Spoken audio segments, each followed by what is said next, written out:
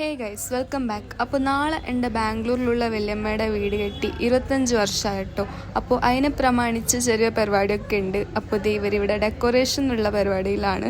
അമ്മ പിന്നെ ഏട്ടത്തിമാരൊക്കെ കൂടി പൂവൊക്കെ കെട്ടാണ്. അപ്പോൾ ഞങ്ങൾക്കൊരു ചെറിയ പുഴുവൊക്കെ കിട്ടി.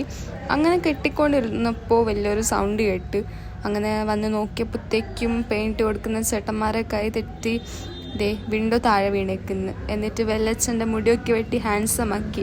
അപ്പോഴത്തേക്കും ലീലാമണീസ് വന്നു ഗൈസ്. അങ്ങനെ അവർക്ക് പൈസയും പിന്നെ ആപ്പിളും കൊടുത്തു. അവരാണെങ്കിൽ ബോയ്സ് ഉണ്ടോയെന്നാണ് വന്ന് ചോദിച്ചത്. അപ്പോൾ ഇല്ലയെന്ന് പറഞ്ഞപ്പോഴത്തേക്കും നാളെ വരാമെന്ന് പറഞ്ഞു. എന്നിട്ട് നൈറ്റ് ആയപ്പോഴത്തേക്കും എല്ലാവരുടെ കയ്യിലും മൈലഞ്ചി വെച്ച് കൊടുത്ത് ഞാനും വെച്ച് കൊടുത്തു കേട്ടോ. എന്നിട്ട് രാവിലെ എണീറ്റ് ചായ കുടിച്ചിട്ടാണ് എല്ലാം തുടങ്ങിയത്.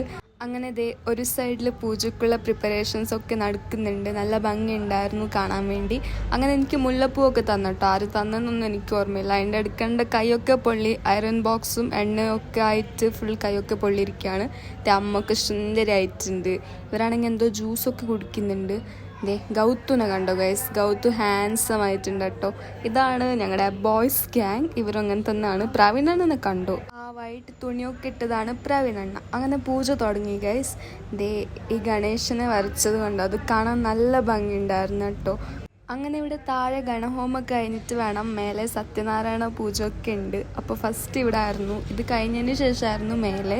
അങ്ങനെ അത് കഴിഞ്ഞ് ഞങ്ങൾ മേലെ വന്നത് ഇവരൊക്കെ പൂ സെറ്റ് ചെയ്യുകയാണ്. ഗൺവണ്ണാണെങ്കിൽ പഴമൊക്കെ എന്തോ മുറിക്കുകയാണ്. പൂജയ്ക്ക് വേണ്ടിയിട്ടുള്ളതാണ് കേട്ടോ. അങ്ങനെ പൂജ തുടങ്ങിയപ്പോഴത്തേക്കും അവർ പ്രസാദം എടുത്തു എന്ന് ചോദിച്ചു.